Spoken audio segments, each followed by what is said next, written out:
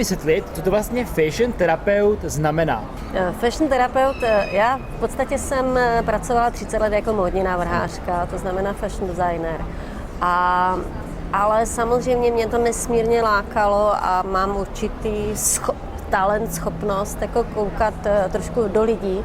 Takže vlastně i když už jsem pracovala jako návrhář, tak já jsem pracovala s lidma tak, že jsem vlastně mě zajímalo to nitro. Jo? Já jsem dělala jako ty věci, které jsem navrhovala, tak jsem tvořila opravdu na nějakého konkrétního člověka. A čím díl jsem to dělala, tím jsem si v podstatě, jako, já bych řekla, tím víc jsem těm lidem lezla pod kůži.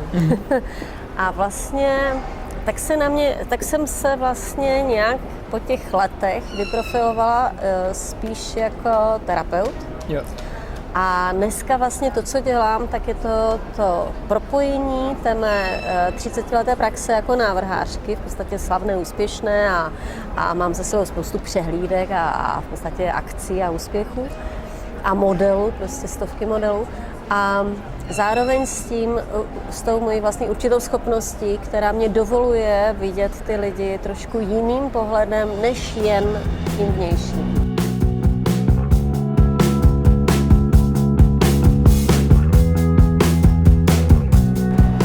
Tvoji profesi by spoustu lidí mohlo srovnávat s vizážistou.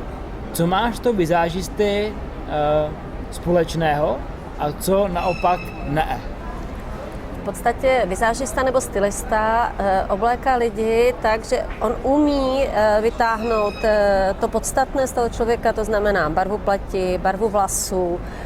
Vlastně on tomu člověku dá většinou, jako on z toho člověka vytvoří někoho krásného.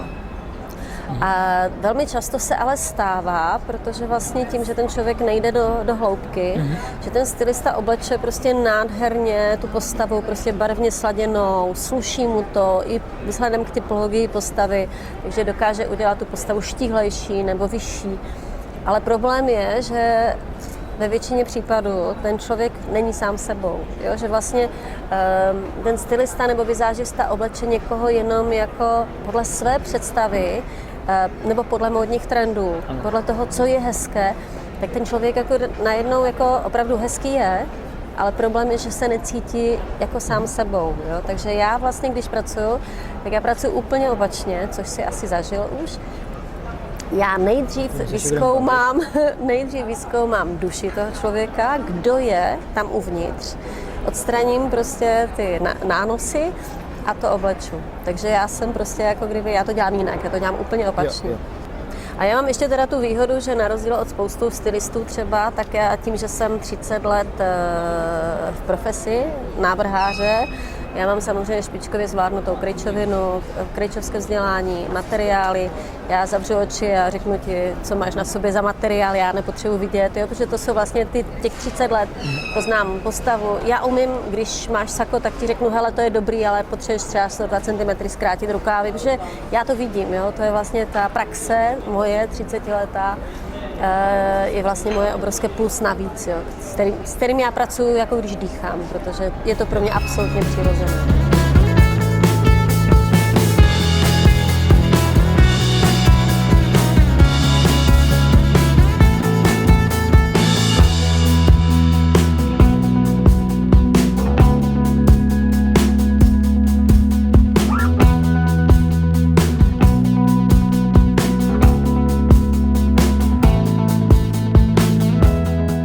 Ty jsi tady zmínila, že jsem to tam zažil, tak já můžu potvrdit, že jsem absolvoval s Táňou 5hodinový rozhovor předtím, než jsme vůbec šli nakupovat oblečení na mě, a možná by zajímalo naše diváky, co vlastně během toho rozhovoru zkoumáš. Takže já to často přirovnávám ke zvířátkům, kdy říkám, že v podstatě maminka se může narodit jako slepička, tatínek jako medvěd a my, děti, jako, já nevím, vlk, ryba, veverka.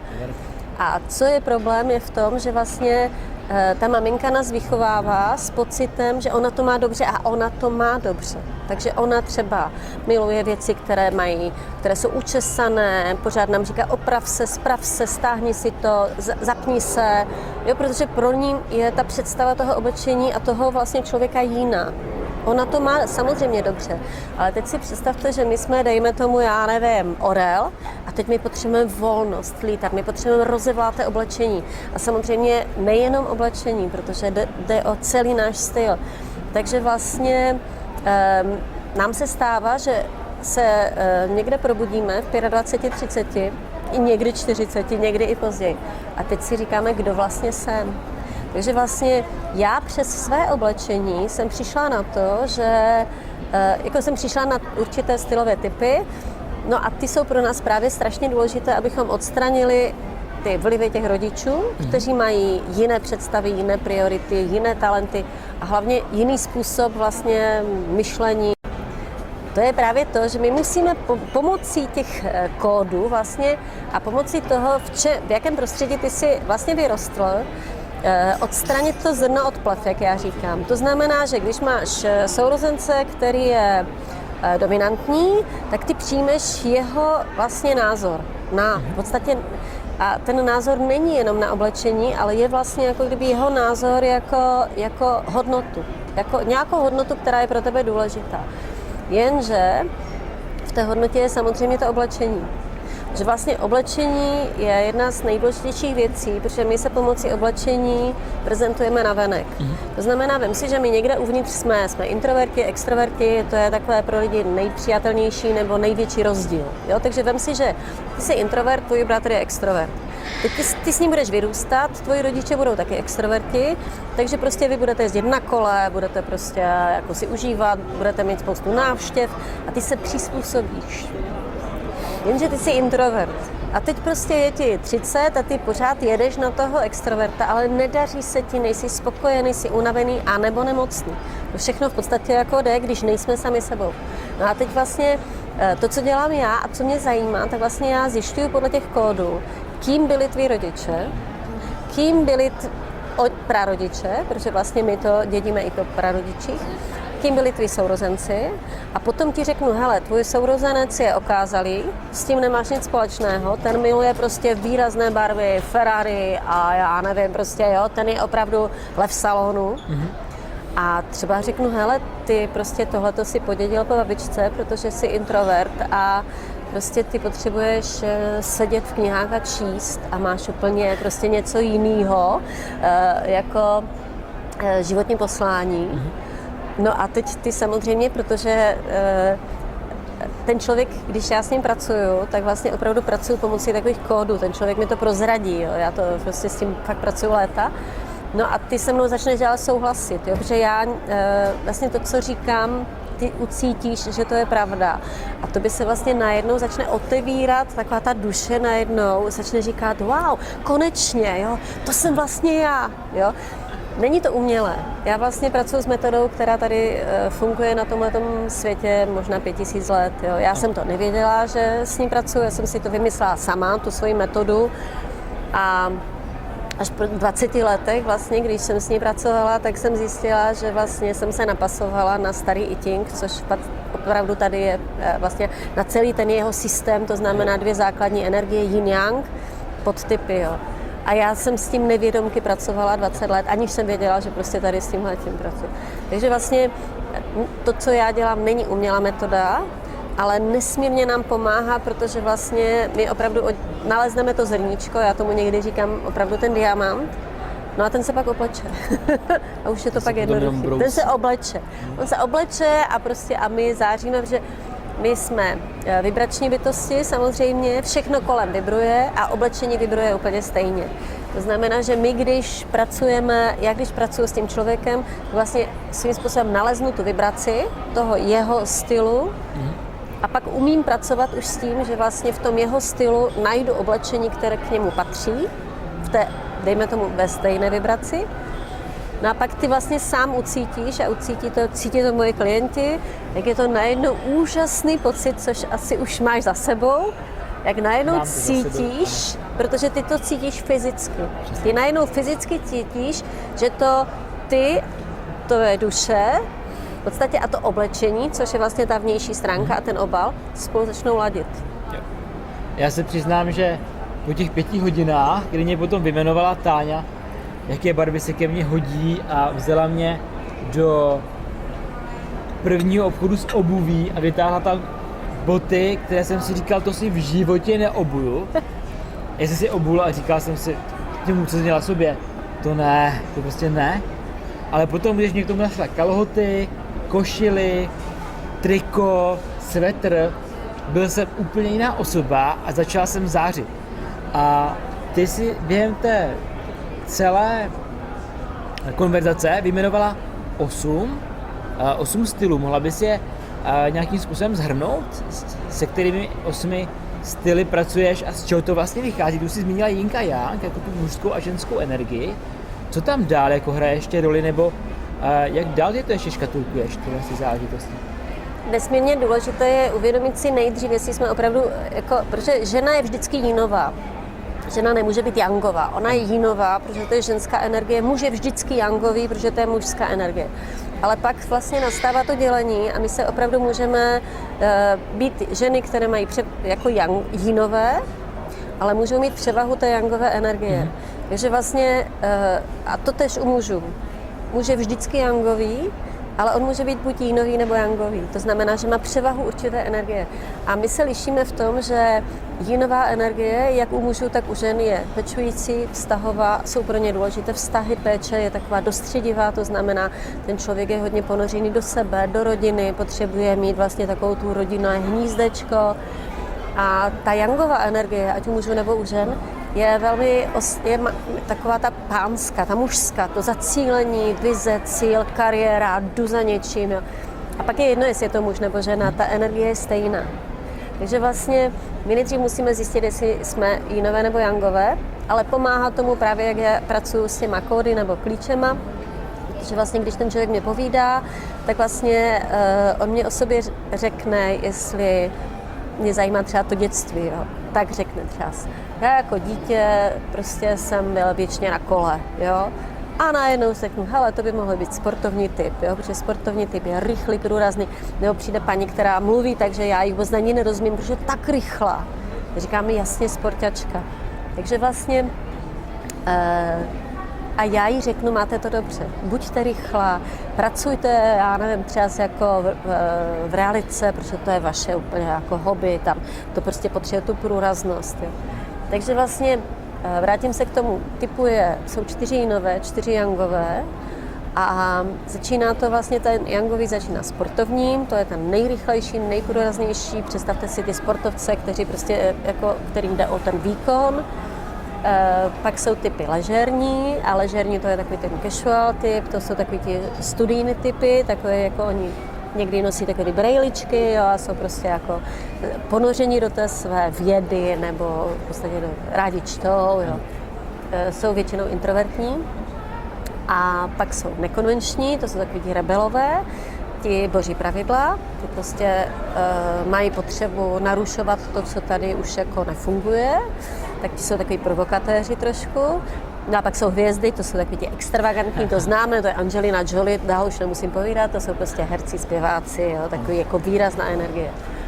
A u těch jínových to začíná vlastně zase nahoře tou romantickou bytostí, to je vlastně žena, která má nejvíc jínu, velmi křehká, ženská, ona je nejvíc napojená v podstatě na intuici, takže vlastně tyhle ty ženy jsou velmi jemné a takové vílí a jim dělá velmi dobře, jsou podporovatelky, jo. Oni nemusí být ani tak kuchařky, jako že by tu péči přeháněli, ale podporují muže, potřebují mít někoho, o koho se starají a zároveň potřebují muže, který se o ně stará, kterým zabezpečí ty pánské, mužské věci, jo, protože ona těžko bude třeba sekat dříví na chalupě a ta to nezvládne. No a pak jsou ženy elegantní. A elegantní žena je takový ten, pro spoustu lidí, takový ten vzor. Jo, to je ta hezká, taková ta paní účetní, co má všechno v pořádku, vlasy v pořádku, všechno tip-top, všechno v tabulkách, všechno v řádu, tam se snídá, obědová, večeří, tam všechno má své pravidla. Oni si někdy myslí, že ta pravidla mají mít všichni, což já říkám, hele, to nejde, jo. Prostě někteří lidé jsou velmi kreativní, nemůžou mít pravidla, protože pak by ten svět nefungoval, že? No a pak máme okázalé lidi, okázalé typy a okázalý typ je takový ten lev salonu, nebo lvice salonu, to je prostě žena, když vejde do společnosti, tak je vždycky vidět, prostě výrazná, obrovské charisma, ty lidi mají velkou moc a sílu, když ji zneužívají, tak můžou být velmi arrogantní, když pochopí to své vybavení, vnitřní duše, tak umí nesmírně oceňovat, pracují s charitou a tak dále, takže vlastně vždycky musíme pochopit, kdo jsme. No a pak jsou avantgardy, to jsou takové ty čarodějky, ty určitě známe, to jsou takové ty, co nosí ty batiku, dready, spoustu korálků, já jim říkám ezo, eko, bio. A ty jsou tady od toho, aby léčili, oni mají úžasnou léčbu.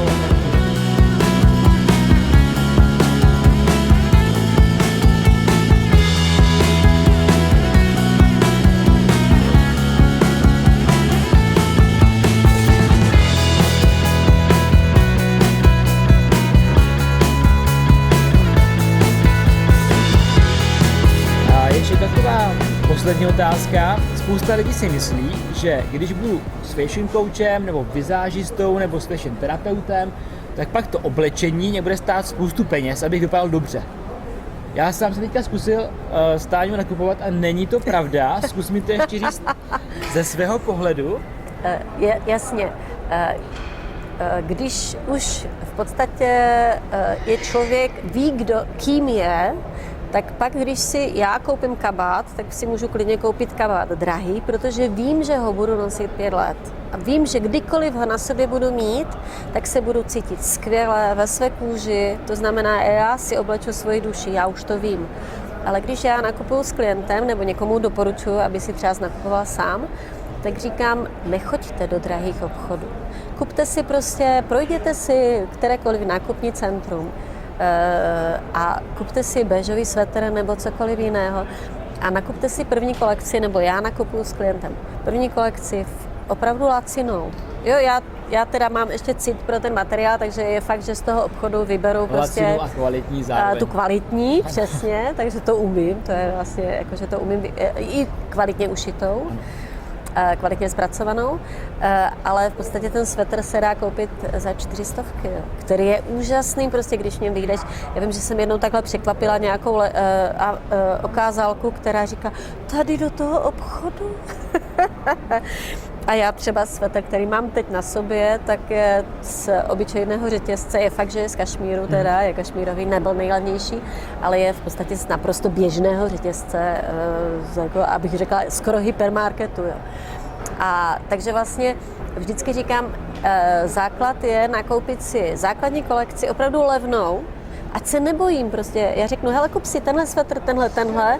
A teď, kdybych ti řekla, že si máš koupit svetr za 4 000 a máš si je koupit 4, tak to nedáš.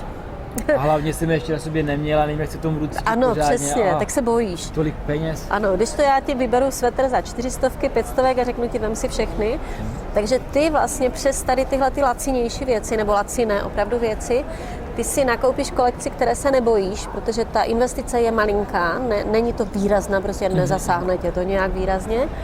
A najednou máš ve skříni prostě 10 věcí za pár tisíc. A teď tam máš všechno, od kabátu přes boty, přes kabelku a teď vlastně, a najednou, když si tohleto všechno oblečeš, tak vlastně si oblečený za pár stovek, za pár prostě fakt laciné a máš tam vše. A ty teprve, když si to oblečeš, tak ucítíš, že jako je to ono a ty, když si to nacítíš, tak pak už si můžeš klidně koupit ten svetr za 4 000, který ti vydrží 10 let, protože už víš, kdo jsi, víš, že se v tom dobře cítíš a už se nebojíš. Jo? Takže už pak nemusíš vyhazovat peníze za nějaké hadry v uvozovkách, ale koupíš si kvalitnější oblečení a pak nepotřebuješ opravdu tu skříň mít 5metrovou, což některé moje klientky mají, ale já mám skříň 1,5 metru. Jo? A mám tam opravdu všechno. Já jenom za sebe můžu doporučit, pokud se budete oblíkat, tak si opravdu oblečte všechno, podle toho, jak to má vypadat, protože jednou věcí nic nezměníte za prvé, a za druhé nebude sedět těm ostatním věcem. Já sám si zkusil ty boty a nefungovalo to. Ano, u botu na to prozradím, že jsem tě musela jako naprosto silně přesvědčit a já jsem řekla, musíš. To já někdy používám. A vykonal jsem, pak jsem koupil ten zbytek a zjistil si, že to, jasně, že to k sobě... A vždycky, když mě ta něco přinesla, tak jsem si říkal, ne, to mě nebude sedět. A oblíkl jsem si to a úplně jiný člověk. Prostě jo, a Táňa pořád něco nosila a pořád zkoušel, takže jako vychytané. Takže ty jsi tady zmínila, že u tebe můžou lidé navštívit seminář. Zkus říct, jaké semináře máš. Já mám v podstatě takový ten základní, když člověk opravdu neví, kým je, tak doporučuji seminář Oblékám svou duši, protože tam vlastně my musíme celý ten systém pochopit, jo? Protože my vlastně momentálně je situace ve světě taková, že my se nesmírně iritujeme. Jo? Když se potká avantgarda, což je ta holka v té batice, která má to dítě v šátku a potká se prostě s nějakou extravagantní hvězdou, tak vlastně oni se navzájem, nebo respektive víceméně avantgarda jí tu hvězdu nesnáší, protože oni neví, že každý máme úkol. Ta hvězda má svůj specifický úkol, ona proto je taková, proto je takhle výrazná, extravagantní, jo, protože ona má úkol. My bez ní by vlastně celá ta skládačka toho světa nefungovala. A doteďka je to vlastně tak, že tím, že se iritujeme navzájem, že prostě si říkáme, ježiš, to je koza zmalovaná, ta je zase přeparfemo, ježiš, no ta jak říká maminka, ta má dready, ta má vši, že? Takže vlastně my se takhle pořád jako posuzujeme a my neumíme propojit ty naše talenty k tomu, aby ten svět fungoval, jo? Protože třeba si já říkám ráda, že avantgardy jsou úžasné v tom, že oni mají úžasné vize, třeba lesní školky, jo, úžasné, to je prostě samozřejmě, vymysleli tady tyhle ty avantgardy. Jenomže ona, když jde v tom dítěti v tom šátku na ministerstvo a chce tam říct, prosím vás, já chci lesní školky, tak oni ji nepustí ani přes vrátnici, že? Protože chápete to, úřad jsou ti elegantní, ti dokonalí, ti krásně načesaní, takže oni, když ji vidí, tak mají okamžitě těžkou averzi. No, ona tam potřebuje poslat někoho jiného. Ona tam třeba zrovna potřebuje poslat tu hvězdu nebo tu okázalou. Jak já říkám okázala, když prostě bychom jí to dali za úkol a řekli bychom jí, hele, my potřebujeme ty lesní školky prosadit, tak ta okázala řekne, dobře, hele, Honzo, kdy máš volno? Kdy mě pozveš na oběd? Zavolá panu ministrovi. Rozumíš? Ona ho zná. Takže my, když budeme chápat tady tohoto kolečko, tak vlastně my spolu můžeme začít konečně komunikovat a konečně budeme moct ten svět změnit. Jako, ono to není, jako teď to neříkám z toho důvodu, že bych vymyslela něco. Já už to vím určitě obrovskou spoustu životů, tady tuhletu metodu, ale a tento život jsem dostala tu sílu a tu průraznost to opravdu prosadit. Takže vlastně není to z toho, že bychom se jenom oblékali, ale právě ten první seminář, to Oblékám svou duši, je o toho, abychom pochopili systém, abychom se spolu spojili. Je to opravdu o propojení. Další seminář je potom ty talenty. To by byla další otázka. Ano, ten je úžasný, to je vlastně to, o čem jsme se teď bavili, to je vlastně nový seminář, ale ten se nedá absolvovat bez toho prvního, jo, protože vlastně ten první, to jsou 2 dny opovídání. Vidíš, jak mě to jde, jo, takže to, jako, já potom povídám, nebudou se nudit, to si můžou ženy přečíst na reakci, kdy teda opravdu jako si se i smějeme, protože to je úžasný. A pak vlastně teď připravuji, protože jsem napsala e-book, kde si to vlastně všechny ženy můžou opravdu tady celou tu metodu pročíst, najít se. Protože vlastně já dělám ještě osobní konzultace, ale ty jsou velmi omezené, protože časově už nezvládám, takže ty už prostě máš.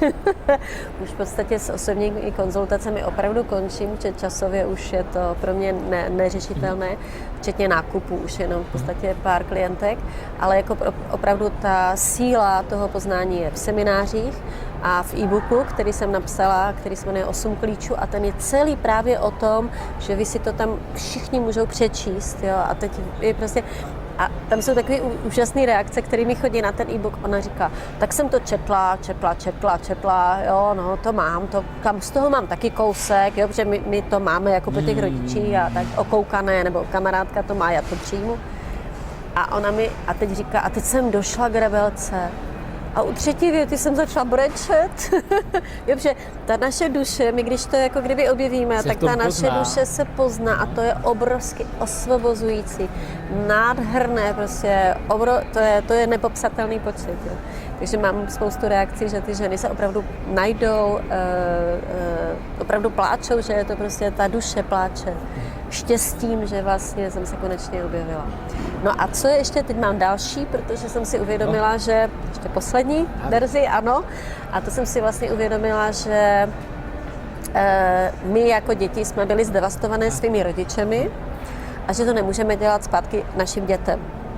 Jo, protože si představ, že máš 3 děti, a co 2 roky, co 3 roky, a teď jedna je sportovní, druhá je romantická, třetí je avantgardní. Ty chceš všechny stejné, aby byly podobně jako ty. A já si říkám, teď je stejně vychovávám. Pro boha, proč je každá jiná?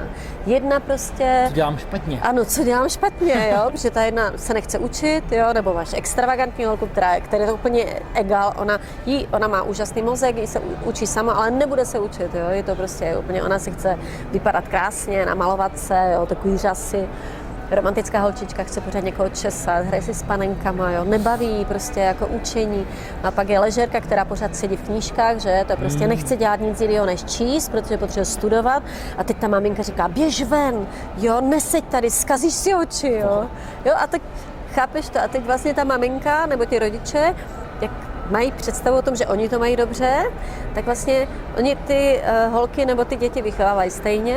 A teď vlastně my je můžeme nesmírně zkazit, nesmírně, jo, úplně, prostě já si to uvědomuju, co naši rodiče udělali, jak se podepsali na nás, nevědomě samozřejmě, to není vědomá záležitost, nebyl to záměr. A my už máme teď možnost ty děti vychovávat s tím, že když je okázalka, je-li okázalý kluk, to je ten lord, tak já mu prostě připravím vyžehlenou košili, že on ji bude chtít mít. Nemůže mít tepláky, protože on v životě ty tepláky prostě neobleče. Jo, on jak prostě je vnitřně, ta duše je vedena, nebo on se narodil proto, aby byl vůdce, aby byl ale v salonu. Tak já mu pro boha v 5 letech třeba už nemůžu dát tepláky. On je nechce. Jo, to jsou vlastně věci. 5 letech? Ano, my už děláme tato rozhodnutí třeba ve 2, ve 3 letech, jo, kdy vlastně to je neuvěřitelné. Mě právě proto já se ptám na to dětství a pak to prostě z těch duší takhle vypadne. Mi řekne, ve 3 letech jsem se rozhodla, ve 4 letech jsem to... My to víme, my si vůbec neuvědomujeme, že tady tohleto, jako kdyby ta naše duše má tu paměť a my opravdu tam uděláme změnu a říkám, já nebudu čarodějka, protože mý rodiče to nesnáší. Tak já se začnu oblékat jinak, protože já jim nechci udělat ostudu. A to ti řekne paní, který je 35, která se nemůže najít a ona si vzpomene na to, kdy jí bylo 3 roky, kdy tady tohleto rozhodnutí udělala. Takhle my fungujeme. Takže další věc, kterou chci udělat, a teď na tom pracuju, budou semináře pro rodiče, abychom si uvědomili, kdo jsou naše děti, jak je vychovávat, a abychom jim dali prostor, absolutně svobodu, abychom té romantické holčičce, abychom ji nenutili udělat 3 vysoké školy, ale abychom ji dovolili, že bude kadeřnice nebo květinářka.